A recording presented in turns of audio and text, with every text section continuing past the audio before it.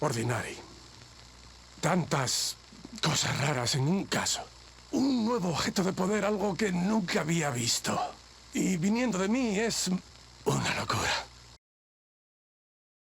Ya lo dijo Darling. Ordinary fue un pueblo que a principios del siglo XXI se vio afectado por un AWE, evento de mundo alterado, tras la aparición de un objeto de poder, el proyector. ¿Pero qué es un objeto de poder? Los objetos de poder son artefactos cotidianos con propiedades paranormales, vinculados a eventos de mundo alterado. Aunque parecen objetos comunes, poseen habilidades extraordinarias, como la teletransportación, el control de la gravedad o el acceso a otras dimensiones. ¿Pero qué es una AWE? Es un fenómeno paranormal que altera la realidad de un lugar, causando distorsiones físicas, la aparición de entidades astrónomas y la creación de objetos de poder. La Federal Bureau of Control, FBC, investiga y cuando es posible oculta esos eventos del conocimiento público. El orden en que aparecen los AWE y los objetos de poder no es fijo. En algunos casos, como Ordinary, un objeto de poder, el proyector por ejemplo, provoca un AWE. Sin embargo, en otras situaciones, un AWE puede manifestarse primero, alterando objetos comunes y otorgándoles habilidades difíciles de controlar. Antes de narrar los hechos ocurridos en Ordinary, es importante mencionar sus referencias en otros títulos del Remediverse. En Quantum Break existen las ondas cuánticas, un fenómeno medible por Monarch que menciona tanto a la FBC bajo otro nombre como el pueblo de Ordinary. Según el juego, tras resolver una ecuación se produjo un consumo excesivo de energía que dejó sin electricidad a este pueblo.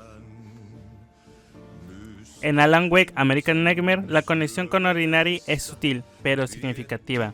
Durante una transmisión de la radio de Night Springs, se presenta la canción Balance Slays the Demon, perdón el inglés, de la banda ficticia Old Ghouls of Asgard. Al reproducir al revés se escucha la frase "sucederá de nuevo", en otro pueblo, un pueblo llamado Ordinary. Estos indicios refuerzan la idea de que Ordinary y sus eventos tienen un impacto más amplio en el universo narrativo de Remedy. Y a continuación, la aparición del proyector en Ordinary. Para Dylan y Jesse, el proyector de diapositivas era su secreto, una puerta a lo desconocido, un juego prohibido que los llevó más allá de lo imaginable. Todo comenzó cerca del 30 de agosto de 2002 con la diapositiva llamada La Casa. Al proyectarla vieron una habitación en penumbra, con estanterías llenas de muñecas antiguas y un tapiz descolorido que evocaba abandono. No era una sola imagen, podían sentir el polvo en el aire y el crujir de la madera bajo sus pies. En el pueblo, Neil Hosenberg, un chico frágil con asma al que llamaban Sangranariz, conoció su secreto. Lo descubrieron demasiado tarde. Tom Barrott y su grupo, conocidos por atormentarlo, lo presionaron hasta que reveló lo que sabía sobre el proyector. Poco después, Neil desapareció sin dejar rastro. Intuyeron la verdad. La diapositiva lo había reclamado. En la siguiente diapositiva mostraba un solar desierto, cubierto de hierba alta, con una pequeña choza y una solitaria línea de teléfono. Al adentrarse en la imagen, un aroma embriagador de flores llenaba el aire, provocando sueños extraños y sensaciones de descontrol. A veces, al despertar al mundo a su alrededor parecía derretirse, como si la diapositiva quisiera tragarlos. Neil estaba obsesionado con ese lugar. A menudo lo encontraban en la pradera explorando en solitario, como si buscara algo. Tom Barrott y su grupo lo siguieron y lo golpearon hasta que les entregó el proyector y lo dejaron atrás. Cuando cambiaron la diapositiva, Neil desapareció. Algunos dijeron que se perdió en la pradera, otros que algo lo tomó. Nadie lo pudo volver a ver. Tom y su grupo llevaron el proyector a la cueva en la colina del Trineo. Allí encontraron una diapositiva que llamaron el templo. Al proyectarla apareció una estructura de cemento en ruinas, parecida a un refugio antibombas, pero lo importante era lo que habitaba en su interior, la no madre. La no madre los alimentó con su leche, y ellos cambiaron. Su piel se volvió grumosa, sus ojos se oscurecieron. Jesse los llamaba monos de la basura, porque sus cuerpos se retorcían y susurraban en lenguas inhumanas. Tom, al frente de ellos, dejó de ser un simple líder y se convirtió en el heraldo de lo desconocido. La señora Chester, profesora de matemáticas, intentó detenerlos. No comprendía en qué se había convertido Tom, ni en el alcance del proyector del cual desconocía. Cuando se enfrentó a él y a su grupo, le arrojaron un piano desde la biblioteca, rompiéndole las piernas. Luego Tom la mató aplastándole la cabeza. Fue el punto de quiebre. Los adultos del pueblo finalmente vieron el horror que se gestaba entre los niños. La policía intervino y Tom, junto con algunos de sus seguidores, fue arrestado. Pero al día siguiente algo inexplicable sucedió. Todos los adultos de Ordinary desaparecieron. No quedó ni uno solo. Solo nosotros, los niños, seguían ahí. Dylan solía preguntarse si de alguna manera el proyector obedeció sus pensamientos. Dylan y Jesse sabían que no podían quedarse sin hacer nada. Siguieron a los monos de la basura hasta su cueva, encontraron el proyector y se lo llevaron. La persecución fue inmediata, corrieron sin mirar atrás, pero Dylan cayó, herido. Entonces lo vieron. Algo que decía ser Neil, pero que ya no era humano, se deslizaba como un perro derretido, susurrando que Tom lo había destruido, pero también los ayudó. En su escape usaron una diapositiva distinta, la mano. Fue entonces cuando oyeron por primera vez una voz que les prometió ayuda. Jesse la llamó Polaris, porque le recordaba una estrella guía. Con su ayuda supieron qué hacer. Apagaron el proyector y con él las amenazas desaparecieron. Intentaron quemar todas las diapositivas.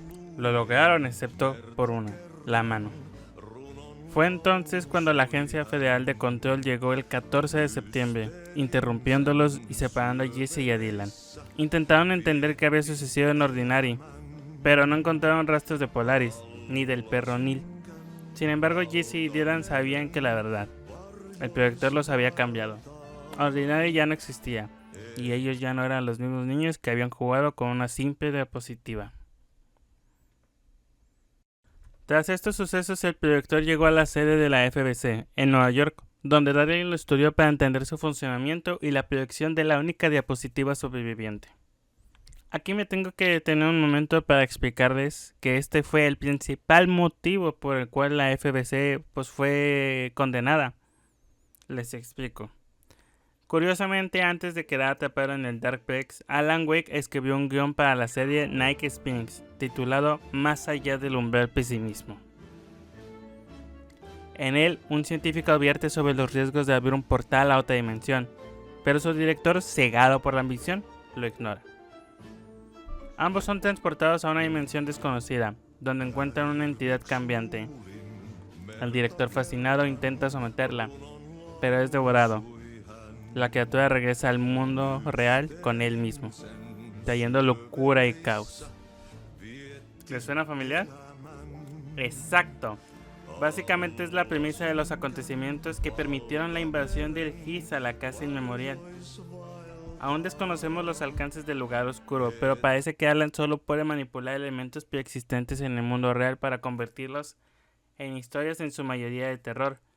Es por ende que hay una teoría que me gusta mucho y que comparto con el youtuber Jerskate, pero que cada vez parece menos real, y es que Alan no creó a la FBC. La FBC ya existía, porque hay registros de su existencia desde los años 50 incluso, pero directamente sí se vio involucrado en los acontecimientos para su salvación, ya que requería salir del lugar oscuro. Por ello, tras lo que pasó en Ordinary, solicitó la ayuda de Jesse, de Dylan, de la FBC, de todo para poder salir de ahí. Y pongámosle que lo logró, pero todo tuvo consecuencias. Es todo por el momento.